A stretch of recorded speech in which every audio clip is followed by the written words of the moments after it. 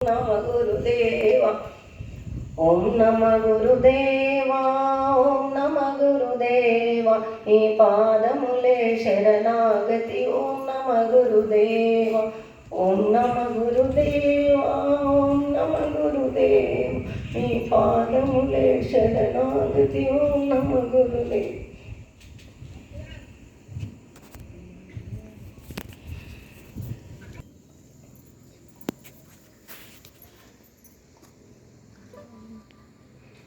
అమ్మవారికి, శివయ్య స్వామి వారికి మరియు ఇక్కడున్న భక్తాదులందరికీ నా యొక్క సాష్టాంగ ప్రణామములు.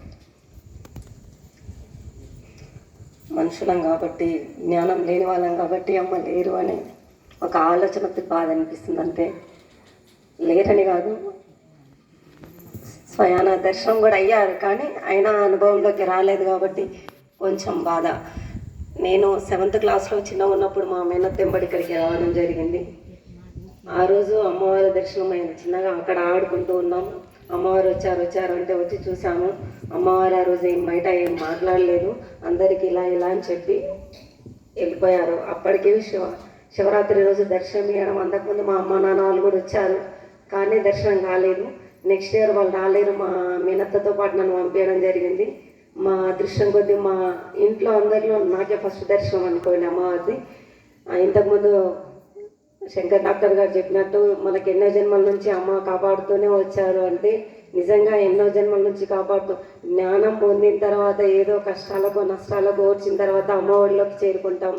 అంతకుముందు అమ్మ నాయన భక్తి వరలో ఉంటేనో వస్తాం కానీ ఏమీ తెలియకుండా ఏ మార్గంలో లేకుండా కూడా అమ్మ దగ్గరికి రావడం అన్నది జరిగింది అంటే డాక్టర్ గారు చెప్పింది అక్షర సత్యం అనిపించింది. ఎక్కడ ఏ రూటు లేనా ఏదో ఒక మార్గంలో ఉన్న వాళ్ళతో పాటు మనం వెళ్తున్నాము అంటే ఆ మార్గంలోకి రావడం జరుగుతుంది.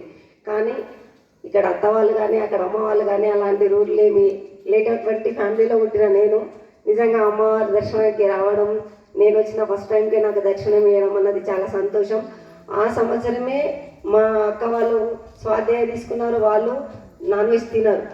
అయితే అరే మనం కూడా తినొద్దు కదా అనే ఆలోచనతో వచ్చాను నేను అంతే. అంటే అంతకుముందే అమ్మవారి దర్శనం అయింది. ఊకే కామన్గా మాట్లాడుతూ తమ్ముడు నేను వాళ్ళతో మాట్లాడుతూ నేను బంద్ చేస్తా అంటే నేను కూడా బంద్ చేస్తాను, ఈసారి 7th క్లాస్ పాస్ అయితే బంద్ చేస్తా. ఇది వినడానికి జోకే కావచ్చు కానీ ఈరోజు నిజంగా జీవితాన్ని ఉద్ధరించినటువంటి విషయంగా చెప్పవచ్చు. ఆ రోజు నేను క్యాజువల్గా అనుకున్న ఆ మాటని అవును నేను అన్నాను కదా ఇంకా తినొద్దు అనే ఒక మాటతోటి ఆ రోజు బంద్ చేశాను. ఆ బంద్ చేసిన కారణం ఈరోజు నన్ను ఇక్కడ వరకు రానిచ్చింది. నిజంగా అమ్మ మళ్ళీ దర్శనానికి రానివ్వడం కానీ మళ్ళీ పునర్దర్శనం నేను ఎప్పుడు పెళ్ళైన తర్వాత పిల్లలయ్యి మా మామకి పక్షవాతం వచ్చినప్పుడు గవర్నమెంట్కి రావడానికి కోసం వచ్చినప్పుడు నేను అమ్మ దగ్గరికి రావడం జరిగింది. ఆ తర్వాత మళ్ళీ పాదపూజ చేయించుకోవడం, ఆ తర్వాత అమ్మవారి ప్రసాదం మా ఇంటికి తీసుకుపోవడం కానీ. అంతకుముందు అమ్మ అని తెలుసు, మా అన్న జాబ్ వచ్చిన తర్వాత ఆయన రావడం జరిగింది. ఆయన కూడా అమ్మ రూపం కృష్ణలీల కృష్ణ స్వరూపం అమ్మ ఇట్లుంటుంది అట్లుంటుందని చెప్పి దాన్ని ఫస్ట్ కృష్ణకు పొందిన గుణగణాలని చాలాసార్లు చెప్పేవాళ్ళు. అందరూ భక్తులు మాట్లాడుకుంటుండేవాళ్ళు కానీ ఎక్కువగా ఇక్కడ పరిచయం ఉన్నటువంటి వాళ్ళు చాలా తక్కువ మోతాదులో అమ్ముకున్నారు. అక్కడ నేను ఫస్ట్ కొత్తపల్లి ఆశ్రమం కూడా చాలా రోజులకు చూడడం జరిగింది. మా పాప వాళ్ళని స్కూల్కి పంపిస్తుంటే ఆ రూట్లో వెళ్తుంటే ఇక్కడ అమ్మవారి గుడి ఉంది కదా అనే విషయం చాలా రోజులకు తెలుసు, నాకు అప్పటికి కూడా తెలియదు. అక్కడ గుడి చూసిన తర్వాత నిజంగా చెప్పాలంటే నాలో చాలా సంతోషం అనిపించింది. నాకు ఇక్కడ దగ్గరలో కూడా అమ్మవారి దర్శనం భాగ్యం లభిస్తుంది కదా అనే ఫీలింగ్ కలిగిన రోజులు అవి. అట్లాంటివి మా మామకి హెల్త్ బాగలేకపోతే మా సార్ స్వయాన అన్నారు ఎప్పుడు సండేనే వచ్చేది, ఎప్పుడు వచ్చినా ముందుకు సండే రావడం జరిగేది. ఆయనతో పాటు నేను రావచ్చు కదా సండే అయితే నేను అప్పుడు స్కూల్లోకి వెళ్ళేది అంటే ఆయనతో పాటు నేను వచ్చి ఇక్కడ మెడిసిన్ తీసుకోవచ్చు అమ్మవారి దర్శనం చేసుకోవచ్చు కదా అనే ఒక సాకుతోటి ఇక్కడ రావడం జరిగింది.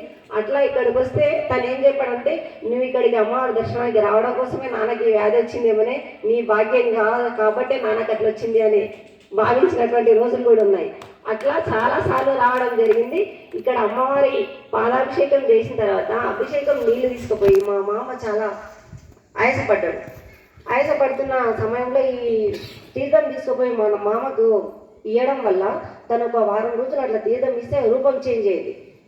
సరిగ్గా నమ్మని మా సారు కూడా అమ్మవారి తీర్థం పోసిన తర్వాత నాయన రూపం చేంజ్ అయింది అని చెప్పిండు.